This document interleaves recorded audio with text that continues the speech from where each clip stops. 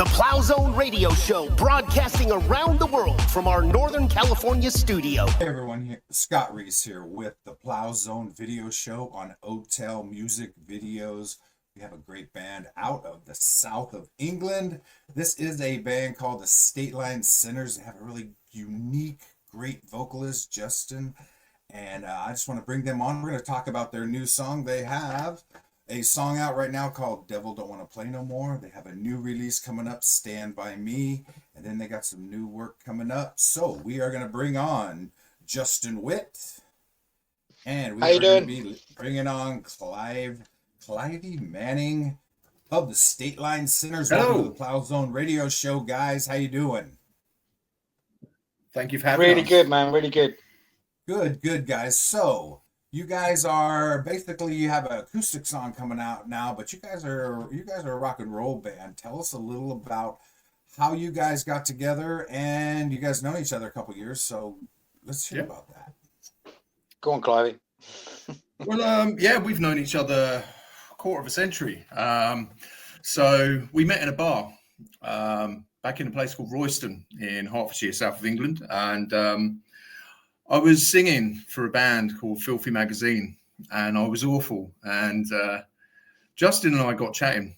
He came for a beer, met the guys, and we ended up jamming out. I think it was Shook Me All Night Long. I think it was definitely a DC number. And Justin started singing, and we were all like, "Who's this dude?" Needless to say, I pretty much stepped away pretty damn quickly from the vocal area after that, and just stuck to what I do best, which is sticking in the engine room, as I put it. Just stick me with the guitar and let someone else take the spotlight, and I'm happy. And Justin's the guy for that, basically. Not to sing your praises in front of you, dude, but you are. Thank you. So yeah, that was it. It was just there, basically, and the Cosmos brought us back together 25 years later, didn't they, bud? Yeah, certainly did. My God, that's the 20 quid I owe you. So you guys have known each other. He kind of got up and played. He played a little bit of, you guys played some music. He did some vocals, and then it was in the back of your mind, and you're like, I think I need to get back with Justin at some point. And when did that happen? Fairly recently. I mean, I was living a bit further south, and I decided to move back home. We worked it out. Me and Clivey hadn't actually seen each other face to face for nearly like 10 or 15 years, but it was one of those friendships you just pick up where you left off. And yeah, I just said to him, "Are you still playing, guitar?" And he's like, "Yep." And I'm like, "Well, maybe we should start something." And so that was about 4.5 months ago, and here we are. So it's been very rapid moving, but yeah, man, should have done it ages ago. Now, if you were to describe your music, your voice, Justin, is very, very unique, and I really like it. And that's what I think. Thank you. The uniqueness of your voice is what powers your whole band, and then the great guitar. So, tell us a little about how you got started singing. Besides karaoke, sounds like. Yeah, that's where it started, to be honest. It started off doing karaoke, and then, God, this is going way back now. And then a friend of mine said, "Oh, you should sing in a band." And then he was a bass player in the band. He was an American. He was in the US military over here in England. And he said to me, "Karaoke is singer purgatory. That's where they send singers when they've been bad." I never forgot that. So, and then it kind of went from there. But yeah, I just started singing and was in covers bands for quite a while. Been in 2 originals bands during that period, and then here I am. And it's I don't know about voice. I don't know. I just open my mouth and that's what comes out. So it's like I've had no training, which any professional could probably tell. But it's just I open my mouth, that's what comes out. So we love it. When you write a song, are you writing about personal experiences, or you kind of make them up in your head? I'm a big fan of Bruce Springsteen's storytelling. I mean, my late father. He was a big Springsteen fan, and I remember that from a young age, but it was the storytelling aspect. And I think I don't necessarily write with other people in mind. I sort of kind of write from personal experience, but also that wanting to tell a story, and hopefully that resonates with people depending on what the track is. But I think if you're writing something that's universal, more people can relate to it and resonate with it. But I am also a firm believer in something that David Bowie said when he said, "Never, ever, ever play to the gallery." So just telling a story, really. I think that's important. I mean, with Devil, that came out from the dude down here. The tone of his guitar, when I write, I sort of write visually, so it's like a movie reel in my head, and the tone of his guitar on that, and it just sent me to this desert road, and there's a guy walking down the road, and he's destitute and he's road worn, and then you're like, how did he get here? And the gambling, drinking, and then the devil. Maybe he was playing with the devil, and that kind of all came around, but that came from Clivey's tone of his guitar. Now that's your tone. Now, describe your tone, Clivey, of your guitar. Swampy. Say that. I want to try to spell that. Say that one more time. Swampy. Swampy. There you go. It's kind of, yeah. I guess it's very much. It's influenced by bands like Soundgarden, Nirvana. I used to play in just a standard tuning, but then as I got more into the grunge, more into Zeppelin, bands like that, there were these weird blues tunings that I use. There's a slack D, which is where you drop it down. There's a slack C that I use. And it just seemed to make my guitar playing a bit more one-man bandish, I think. It makes a bigger sound. It makes a darker, boomy sound, but with a high end as well. The way I play is quite percussive because I've generally played by myself. And, you're playing with yourself. Okay, go ahead. You're playing with yourself, yeah. Nothing new. Sorry, there's a door. But no, it just made a bigger sound. It made a percussive sound with a kind of swell there, and it just sounded dirgy. And the more I played it, the more beauty I could kind of pick out of it. If I may be as bold as saying that, there are certain things all right. I'm like, how does that guitar make that noise? It's the tuning more than anything, and it's swampy but lovely. I call it country grunge. Country grunge, yeah. Swampy but beautiful. It's kind of what my Tinder profile says as well. So it kind of fits. So you guys, you both were playing music in kind of separate areas, and then all of a sudden you got back together. You formed this new band, Stateline Sinners. You got together and you wrote your newest, your first song that you guys put out, "Devil Don't Want to Play." Now, tell me how that thing came about.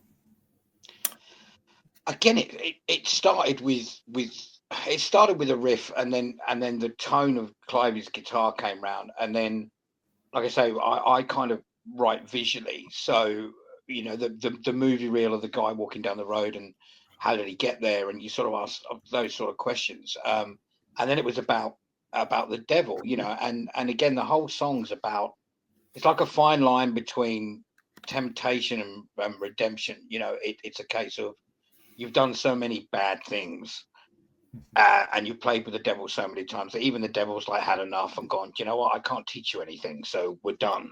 And it's sort of based on that. But I think we've all been in those positions where you don't learn from your mistakes, you just keep making them again and again and again, and eventually you just have to go, you know what, I got to change. But knowing that the devil is always devil's always looming there on one shoulder or the other, or something like that. That's the whole premise of the song.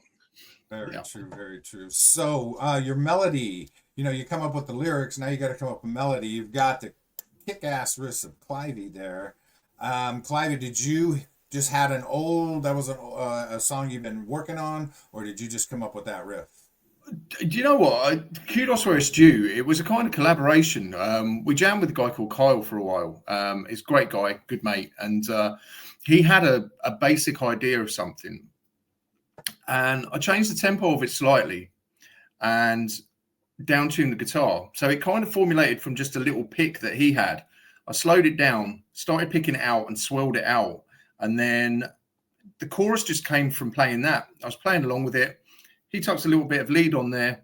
I started swelling the sound out, and then it just came. It just literally, a lot of the stuff comes out like that. We've got another tune that's coming out fairly soon, and that came in the studio. Literally, our sound engineer Mark, who's awesome, is literally like another member of the band. He nipped over to get a USB. Justin and I were hanging out. I just started playing something. This thing came out of nowhere. Again, just kept it in my head. As soon as he went out, started playing it. Justin started singing. The chorus just popped out from where he was singing. Sometimes I'll just go into something and it just works. Not all the time. Sometimes I go into something that sounds absolutely terrible and it just be, no, okay. And then I have to try and sit and figure it out. But this time it just popped, and we'd written a song within 2 takes. And when Mark came back from picking up the USB, we played it to him and he's like, you've got to record that. And that will be, we can pretty much say it will be the 3rd single, won't we? Yeah, that's fair to say. That's where it came from. I mean, that in a nutshell is what I say. The 3rd single, we're pretty sure the track's actually called "Going Home." I don't mind sort of letting that out of the bag, but we've kind of sort of sent it to a few people for them to have a listen, and the feedback's been crazy, you know. Yeah. But like Clive said, it was literally in the space of our sound engineer, who is awesome. Nice to see you, Mark. He was literally out of the room for, I'm going to say 10 minutes. And then when he came back, it was a good day that day. You know, you're the front man, ladies and gentlemen, this is The Devil Don't Want to Play.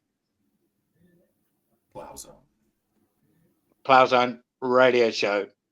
See it, listen to it, follow it, subscribe.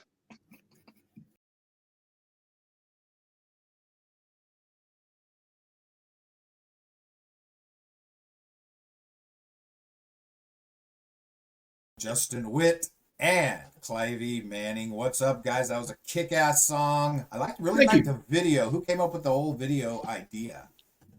That's our boy would Kyle. Be our buddy. That's our boy Kyle. He came up with that.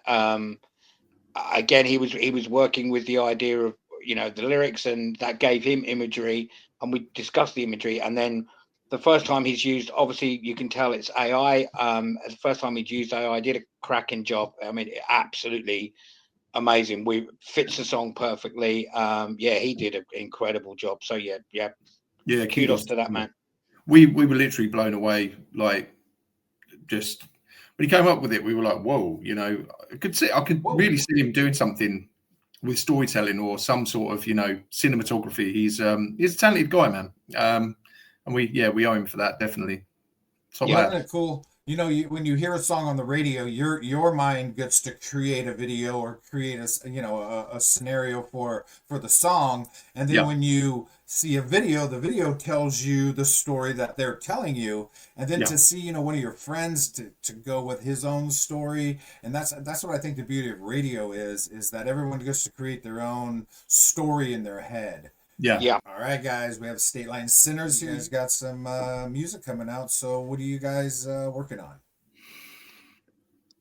So let's deal with okay, so the next single, we're pretty sure that there's a track called Going Home, and the premise of that track, it came from, again, Clivey's crazy weird tunings, and and it was very acoustic-y and very mellow, but it reminded me, I don't know, I got that again because I write visually of someone being on the road away from home a lot, and I think there are a lot of people that work away from home a lot, and whether you're a musician that's on the road, or whether you're a truck driver, or whether you're somebody who just works for a company, and the whole premise was, this is a song written from that person's perspective, and it's about them going home, and about missing that person that you got at home that's waiting for you, and that's the premise of the song. That's where but that we're pretty sure, I think we've kind of made our mind up that that's going to be the next single. There is another one, I'll let Clivey explain that to you. I think we've got we've got Into the Badlands, and we've got Redemption 1 and 2. There are another 2 that we're working on. Go on, Clivey, you do that, dude. We've got quite a short list at the moment. Badlands, I think, will end up on it. is something again that we came up in the studio. There seems to be a lot of magic that happens at Mark's studios. He's at higher frequency, and like we say, he is literally like an extra member of the band. I'll try and take some sheen off my glasses here. That came from just a bit of hand clapping. It was just riffing, just playing. Justin did his warble thing that he does. He has a tendency to go almost a little bit gospel sometimes. If we're having a bit of a stomp or a tap or whatever, he'll channel something. And that's kind of where Badlands came from. Redemption 1 and 2 will probably be, I think I'm allowed to say this, will probably be the album closers. That came from Saturday Jam. We were sitting around I noodle a lot. And luckily, I used to write my own, used to put stuff on socials. And I used to call them jigsaw pieces. I would come up with ideas, but that's all they were ideas. They were never completed, never finished. And Jay he completes me. He completes you. He completes you. You do. I will noodle incessantly, and Jay will just be like, play that again. And he'll just hear stuff from where I'm just having a little ADHD type wobble, just going out, like just hyper focusing on nothing. And that seems to work really well. And I tend, once he's started, to sing over something that is there in his purest format, to pick up on what his frequency is, and then it builds, doesn't it? Really? Trying to keep Clivey focused sometimes. If he's in what we say the mid noodle, and it's just like no, play that again, and he'll go off on a tangent, and it's like no, dude, play that bit, that bit, and then we kind of compose a song together, and the, verses, choruses, bridges, all that sort of stuff, and then it just, but it always comes from that tone or that vibe of his guitar that will send me visually off to a place, and then we sort of piece it together from there. But it is a symbiotic. The spontaneity of it, you're throwing out an idea, you're throwing out your ideas, you put them together, and you guys make them fit. I would say it's matched energy. Yes. Very symbiotic. I think the other thing as well, I would say that 98% of the album's already blueprinted and pretty much there. It's just a few tweaks and stuff, but we're nearly there already. Plus all the other stuff that keeps coming out. So we're cutting off a short list of roughly 25 at the moment, and we've got to condense that down to about 10 to 12. Problem is when I noodle, sometimes I'll be adamant that my noodling is more important than what Justin's trying to get me focusing on. And he'll get really pissed off with me, and he'll be like, dude, you've got to concentrate. I'll be like, check this out. And then he'll be like, it's good, and I hate you for it because I want to try and get you in. And then we'll end up playing that instead. And that's how we have a song called In My Crowd that came from that, because my overwhelming desire to over noodle and go against the grain. In My Crowd's another one that will probably make the album. We're giving away all our top here, aren't we? But I don't have a problem with that. No one's heard him yet. That's In My Crowd's one of those party songs. It's a beer drinking, and sinning and all sorts of shenanigans and sinful things. That's what that's about. It'll be a boogie tune. It'll be grab your partner and dozy do and that kind of thing. Get your stomping boots and find a song, man. Grab your partner by whatever part you want to. So you guys got a new song coming out, and it's an acoustic version of the song Stand By Me. Now, how did you come up with that song? I mean, it's a really great song. You guys kind of gave your own, there it is. Okay, it was Clivey. Go on, Clivey. You guys gave your own flavor to it, definitely with Justin's vocals. So tell us how that song came about. Am I allowed to swear on this? Yes, sir. Sheer fucking panic. That's Amen.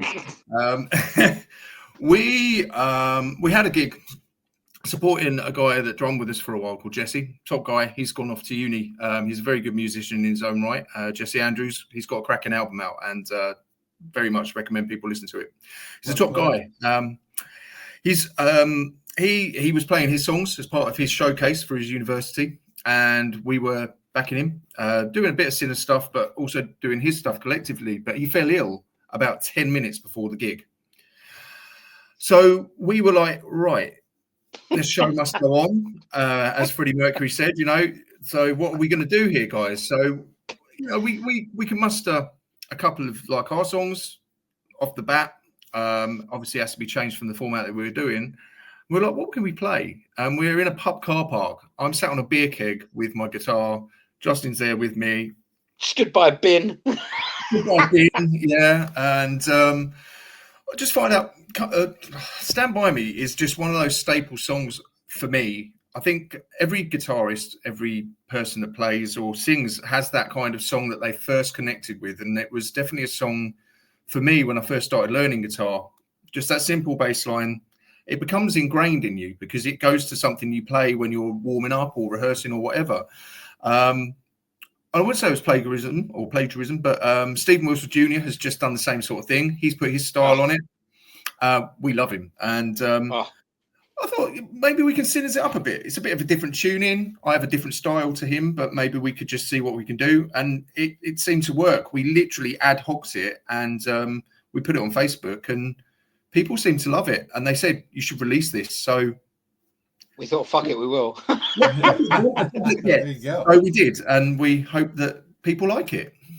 No, Yeah. It's also one of those tracks. My mum's a really big fan. My mum's a big Motown and soul fan. So when I said to her that we were going to cover Stand By Me, I think initially she was like, she was really like, oh yeah, that's amazing. And then she kind of heard the vocal. My mum's a bit of a purist, so she's got sort of hearing a song. She went, well, it's okay, it's like. But I mean, she loves it. I mean, she does like it now. But I think initially when she saw the footage of just myself and Clivey, that was sheer panic. That was just like, holy shit, what are we going to have to do now? And I remember him looking at me and going, are you sure? Are you sure? I said, we have to do this. He's like, are you sure? I mean, yes, I'm sure. I have to do this.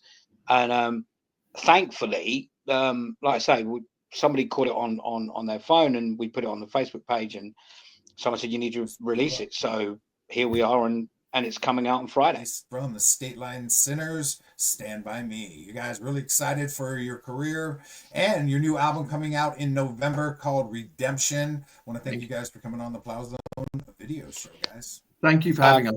Thank you so Scott, much. Thank you very much. And if we can just, if it's not been too forward, can we just say, I want to say a massive thank you to Mark Power, our sound engineer. We've mentioned him before. You are, when it's the nuts, my friend. And the only other person that really needs it is to Mum. Sorry you didn't like Stand By Me that much, but it's good enough. It's a good point, actually. If I can, love to say hello to my folks and my kids. And also, Stephanie Symes. I said I'd say hello to you, so here you go. She's awesome. She's a good egg. So I made her a promise in Tesco's because I'm that rock and roll. I was shopping in Tesco's and she said, you didn't mention me. And so I'm like, I will do that. So this one's for you, Steph. Yeah, Steph. But one other thing, Scott, thank you, my friend, for your support and the Plowzone support for the pair of us. And honestly, we really, really appreciate it for all the spins you've given us and this opportunity. And that's not me blowing smoke up your ass. I mean that sincerely. Thank you, Scott. Thank you, guys. We are massively grateful for all your support, and we're very humbled by it too. So thank you. Your music is our show, guys. It's all about the music. Share the music, share the love. This is Stateline Sinners. Check them out on Facebook, guys. Check them out everywhere. New release coming up. Stand By Me. Plowzone. What we're doing, we're plowing through the best damn independent music right here on the Plowzone Radio Show.